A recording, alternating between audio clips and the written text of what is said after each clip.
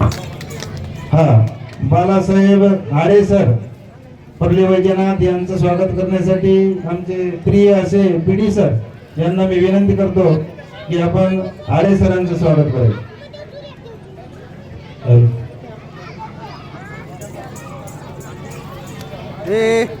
आता फळाफळ करायचं मग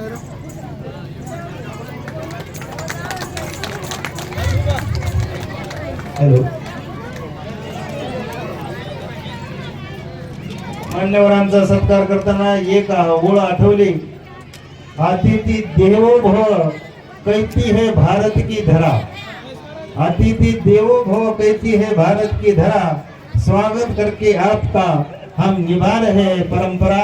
हम निभा रहे परंपरा. अशा प्रकारची आपण या ठिकाणी परंपरा केलेली आहे. याच्यानंतर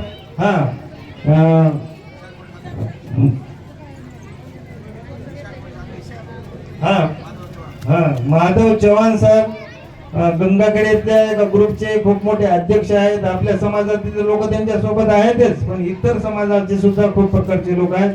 त्यांचं स्वागत करण्यासाठी विशाल सुभाषरावजी चव्हाण भाऊ यांना मी विनंती करतो की आपण माधव भाऊचे या ठिकाणी स्वागत करायचं. थोडं ते मागं बसल्यामुळे दिसले नाही, सॉरी.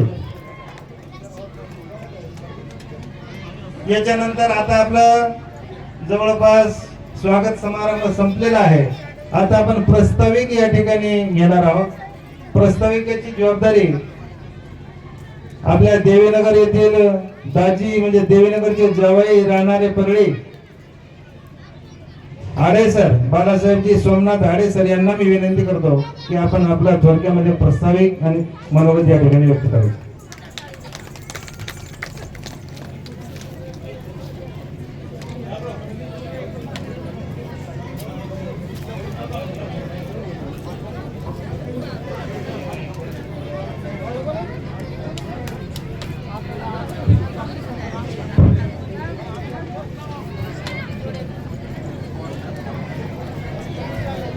क्रांतिसिंह बंजारा समाजाचे आराध्य दैवत आध्यात्मिक गुरु संत शिरोमणी शिवलाल महाराज यांच्या 286 जयंतीनिमित्त त्यांच्या प्रतिमेस मी प्रथमतः विनम्र अभिवादन करून मी माझ्या प्रस्तावनेला सुरू करतो. सार्वजनिक शिवलाल महाराज जयंती उत्सव आज देवीनगर तांडा या ठिकाणी साजरी होत आहे.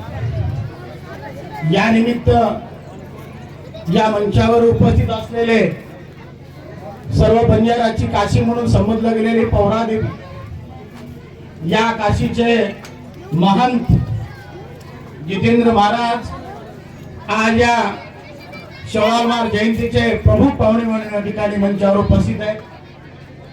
त्याचबरोबर या बंजारा ब्रिगेडचे अध्यक्ष म्हणून अहोरात्र कार्यरत असलेले रविकांतजी राठोड, या आश्रमशाळेच्या माध्यमातून या विमुक्त जातीतील या बंजारा समाजातील मुलांना शिक्षण दिलं पाहिजे या अनुषंगाने त्यांनी संस्था निर्माण करणारे या गंगाखेड नगरीचे बाबुरावजी पवार संस्था चालक, या महिला प्रतिनिधी म्हणून राष्ट्रवादीचे काम करणाऱ्या सर्व समाजातल्या महिलांसाठी अहोरात्र काम करणाऱ्या नंदाताई राठोड,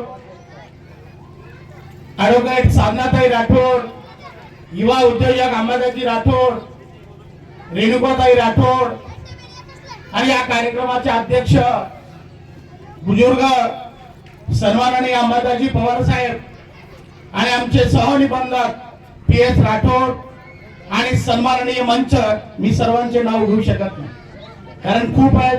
सन्माननीय मंच आणि या सर्व शिवलाल जयंतीचे आयोजक आणि माझ्या समोर बसलेले वडीलधारी मंडळी, महिला मंडळी, थोर महान सामान्य ते असामान्य पर्यंतचे लोक माझ्या समोर बसलेले. या शिवलाल जयंती निमित्त आपण विचार आहे काय मला सांगावायचं आहे. या प्रस्ताविकवर मी बोलणार आहे. प्रत्येक समाजामध्ये महाराज आहेत, महंत आहेत आणि प्रत्येक समाजामध्ये प्रत्येक या ठिकाणी त्यांची जयंती साजरी करत असतात. ही जयंती साजरी करत असताना याच्या पाठीमागचा उद्देश आपण आपल्या समाजातील गोरबंदिरांनी समजला पाहिजे. मला एक सांगायचं आहे, सन 12व्या ते 17व्या शतकापर्यंत 12व्या ते 17व्या शतकापर्यंत आपला हा समाज या राजांना सम्राटांना रसद पुरवत होता 12व्या ते 17व्या शतकामध्ये. आणि त्यानंतर मला सांगायचे की 1739 अर्थात 15 फेब्रुवारी हा शिवलाल महाराजांचा एक जयंती आहे, जन्मदिवस. आणि 1806 मध्ये सांगायचे 4 डिसेंबर हा त्यांचा पुण्यतिथी आहे, अर्थात मृत्यूदिन आहे. 67 वर्ष कालावधीमध्ये शिवलाल महाराजांनी कार्य काय केलं, आपण जगदंबा देवीला का त्या ठिकाणी श्रद्धास्थान दिलेलं आहे, त्याचं मी थोडक्यात इतिहास सांगेन. मला सांगायचं आहे, शिवलाल महाराजांची आई कर्नाटक मधली आहे आणि शिवलाल महाराज हे आंध्र प्रदेश मधले. आधी मला सांगा, त्या अनंतपूर जिल्ह्यामध्ये गुटी या तालुक्यामध्ये छोटस डोडा गाव आहे, आज ते सेवागड म्हणून या ठिकाणी त्या सरकारने त्याला त्या ठिकाणी मान्यता दिलेली आहे.